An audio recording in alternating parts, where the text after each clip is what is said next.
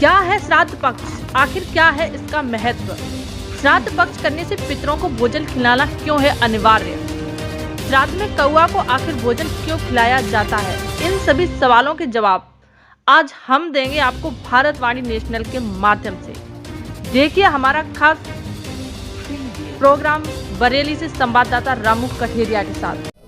नमस्कार, आप देख रहे हैं भारतवाणी नेशनल और मैं हूं आपके साथ रामू कठेरिया। इस वक्त हम मौजूद हैं जनपद बरेली के नगर सिरौली के मोहल्ला पांडान में और यहां पर हम पहुंचे हैं भाजपा सभासद नितिन पांडे, जो कि सभासद हैं, एक अपने आप में अलग पहचान अपनी रखते हैं। उनके आवास पर आज पहुंचे हैं और हमारे साथ यहां पर उपस्थित है विद्वान पंकज शर्मा और उनसे कुछ श्राद्ध कल से स्टार्ट हो रहे हैं, शुरुआत हो रही है। आज उनसे इसी संबंध में कुछ वार्तालाप करते हैं। बने रहिए मेरे साथ, लगातार मैं आपको उनसे बात कराता हूं। क्या नाम है सर?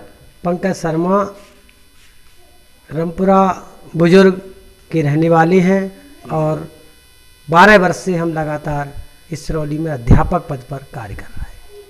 जी माननीय, आज हमारे चैनल में आपका बहुत बहुत स्वागत है। कुछ बातें आपसे सर पूछते हैं।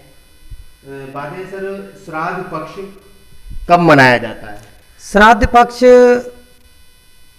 भाद्रपद शुक्ल पक्ष की पूर्णिमा से शुरू होकर के आश्विनी कृष्ण पक्ष अमावस तक का जो समय होता है वो श्राद्ध के दिन कहा जाता है।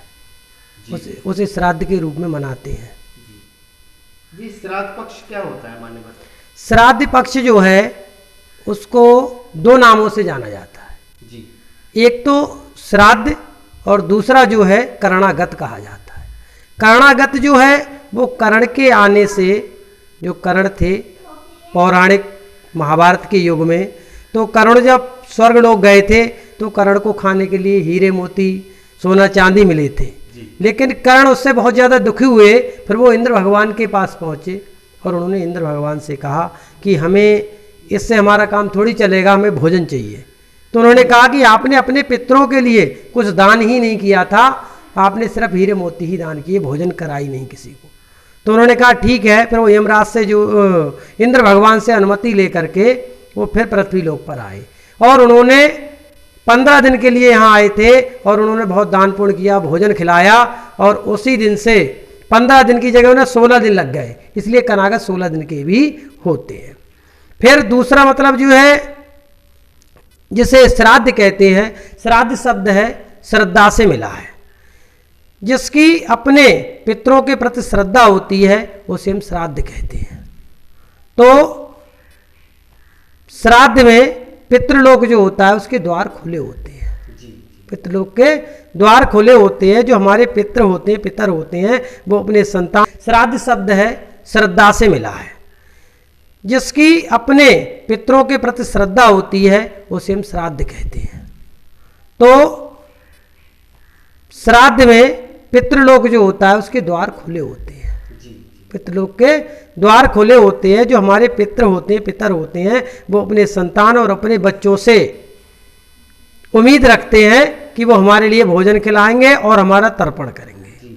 वो यहाँ आते हैं तो कुछ लोगों के परिवार वाले भोजन खिलाते हैं उनके नाम से और तर्पण करते हैं। जो तर्पण जो होता है वो उनके लिए मिलता है। कुछ लोग ऐसे नहीं कर पाते हैं तो जो बुजुर्ग लोग हमारे होते हैं वो इस बात से रुष्ट भी हो जाते हैं और इस पृथ्वी लोक से वापस चले जाते हैं अपने लोग को और श्राप देकर जाते हैं। तो उनके घर में समस्याएं अनेक प्रकार की आती हैं और अनेक प्रकार की समस्याएं भी उनके परिवार को झेलनी पड़ती हैं, क्योंकि बहुत वे पूरे वर्ष भर आस लगाए होते हैं कि हमारे परिवार के बच्चे जो हैं हमारे नाम से भोजन खिलाएंगे, दान पुण्य करेंगे। मानवर पितरों के प्रति समाज का क्या आस्था है? समाज की क्या आस्था है? पितरों के प्रति समाज की जो है बहुत बड़ी आस्था है और जो पितृ हमारे होते हैं उन्हीं से हमें जीवन मिला है और उनकी ही कृपा है जो हम जीवित हैं। उन्हीं ने हमें जन्म दिया, उन्हीं के कारण हम जीवित हैं। इसलिए समाज उनके साथ में, उनके नाम से बहुत दान पुण्य लोग करते हैं, भोजन खिलाते हैं और ब्राह्मणों को भोजन कराते हैं, तर्पण देते हैं। और बहुत से लोग ऐसे भी होते हैं कि श्राद्ध पक्ष में लगातार जो है पहले दिन से लेकर के 16 दिन तक लगातार जो है अर्घ देते हैं, तर्पण करते हैं। बहुत बहुत धन्यवाद आपका हमारे चैनल से सीधा बात करने के लिए। जैसा कि अभी आपने देखा कि हमारे साथ यहाँ पर उपस्थित थे विद्वान आचार्य पंकज शर्मा जी, और हमारे साथ यहाँ पर अभी जिनके हम आवास पर पहुंचे हैं, एक अपने आप में अलग पहचान रखने वाले भाजपा सभासद नितिन कुमार पांडे यहाँ पर हमारे साथ उपस्थित हैं। उनसे भी हम बातचीत करते हैं कि क्या कुछ कहते हैं। लगातार मेरे साथ इसी तरह से बने रहिए। जी सर, क्या नाम है आपका? मेरा नितिन पांडे नाम है जी। मैं भाजपा सभासद सिरोली से। जी जी जी सर, बहुत बहुत आपका हमारे चैनल में सर स्वागत है। एक सवाल सर आपसे करना चाहेंगे जी। श्राद्ध पक्ष में कौओं को भोजन क्यों खिलाया जाता है? इसका भी एक महत्व है कि जब भगवान राम वन के लिए गए थे, जी। जब वन के लिए गए थे तो वहाँ पर जब वन। जी सर, क्या नाम है आपका? मेरा नितिन पांडे नाम है जी। मैं भाजपा सभासद सिरोली से। जी जी जी सर, बहुत बहुत आपका हमारे चैनल में सर स्वागत है। एक सवाल सर आपसे करना चाहेंगे जी। श्राद्ध पक्ष में कौओं को भोजन क्यों खिलाया जाता है? इसका भी एक महत्व है कि जब भगवान राम वन के लिए गए थे, जी। जब वन के लिए गए थे तो वहाँ पर जब वन में बैठे हुए थे तो वन में निद्रा में सोए हुए थे और सीता जी वहाँ पे मौजूद थी। तो कौवा, जो उसे कौवा कहते हैं, तो वो उनने कही भाई जो यहाँ पे बैठे हुए हैं, तो उनके लिए बार बार सीता के लिए नकोच जाते थे, तो उनके जख्म से हो गए। मगर माता सीता ने राम की निद्रा भंग ना होने के कारण कौए को डिस्टर्ब नहीं किया। उन्होंने कि कहीं जो है कि राम की निद्रा ना खुले।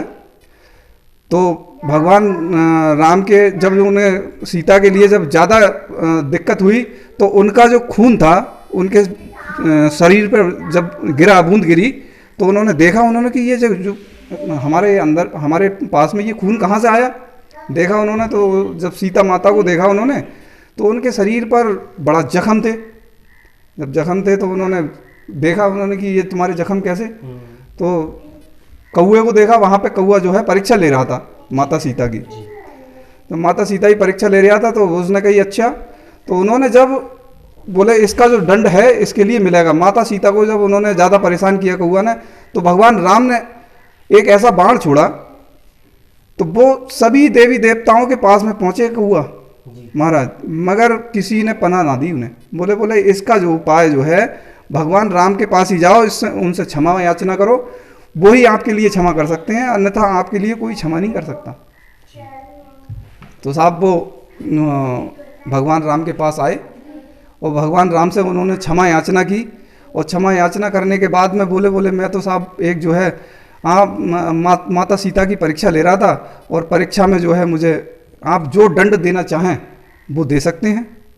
तो उन्होंने कहा अच्छा। बोले आप जब मेरे दरबार पे आई गए हैं और मुझसे जो आदमी, जो व्यक्ति अपनी गलती को महसूस कर ले तो वो क्षमा के पात्र हो जाता है।